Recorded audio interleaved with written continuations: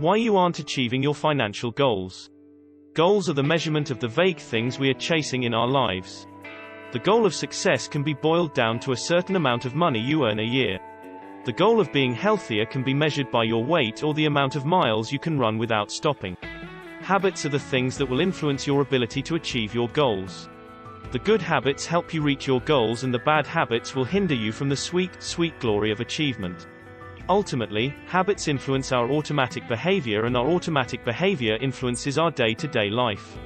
The difference between habits and goals is the action required for each. For example, you could have the goal of saving $500 per month, or you could have the habit of saving 5% of everything you earn. Creating a budget for the year is a goal, but implementing a system for sticking to it is a habit.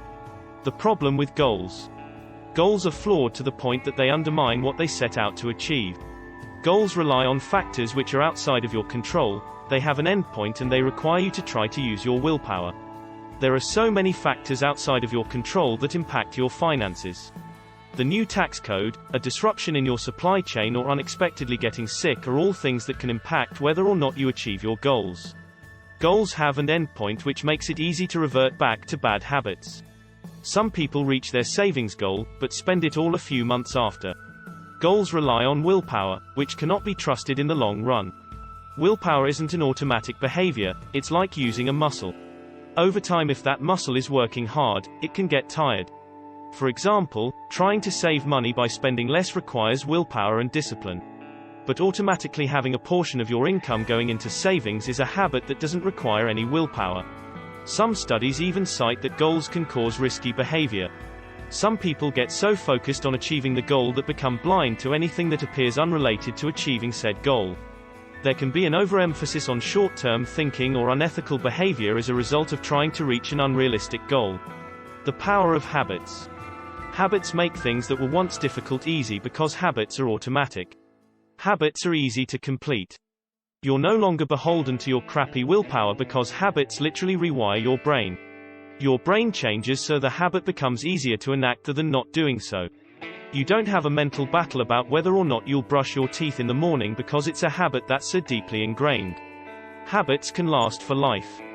Our lives are structured around our habits, and once a habit is ingrained, it can last for a lifetime. Habits can compound. A single habit can have a deeper and wider impact on our lives. Creating a habit in one area of your life can have an impact on behavior in other areas of your life. For example, someone who starts exercising might also eat less processed junk food. If you start automatically saving money in an emergency fund, you might find yourself making better choices when you're shopping. Sometimes habits naturally allow you to achieve more than your goals because of the automatic nature of them. It's possible to still achieve results by ignoring goals and focusing on habits and systems. For example, a basketball team can still win a championship even if their focus lies in doing their best at each practice and each game. Fall in love with systems. Goals can be a source of joy when you are able to achieve them. Like so many things, they work until they don't work anymore. And when that happens, they can be a source of frustration. In order to continue achieving your goals, you'll need to constantly seek motivation and inspiration. You'll constantly be drawing from the ever-depleting well of self-discipline and willpower. You'll be exhausted over the long haul. Avoid creating goals that are too extreme.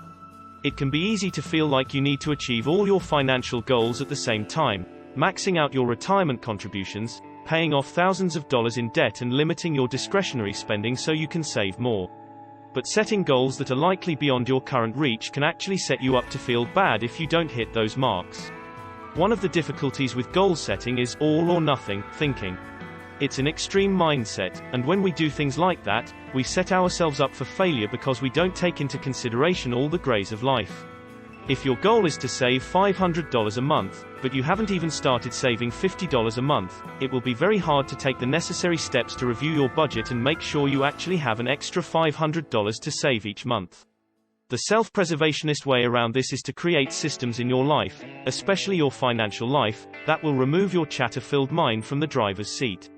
Create systems for savings and fund spending so that instead of wasting time and energy asking yourself if you can afford this new thing you want but you don't need, you already know that you've set aside money for savings, taxes and fun. As you think about what it is you seek in your financial life, invest the time to understand what are the positive habits you need to form instead of becoming singularly focused on a specific goal.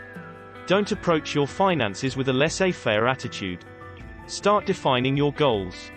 Hopes and dreams can become a reality with proper planning and execution.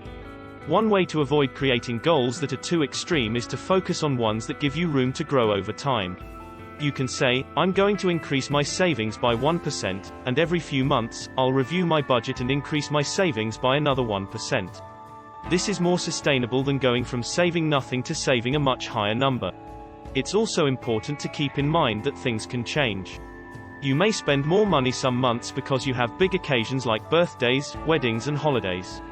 Other months, your spending may be a bit lower. Because of this, it's extra important to give yourself some grace and start by creating small, healthy shifts with your money. And, as your income and budget increase over time, you may have more room to make even bigger leaps toward your ultimate goals. It can feel like there's a lot of pressure to set new financial goals and actually achieve and maintain them. Start by reviewing your budget so you can set goals that are doable for your circumstances. This way, you can make small shifts that are both progressive and impactful while still preparing for financial surprises that may pop up. It's not always easy, and can sometimes even be emotional, but the payoff can be very worthwhile. Thank you for watching. Don't forget to like, subscribe and comment down below for more finance tips and advice.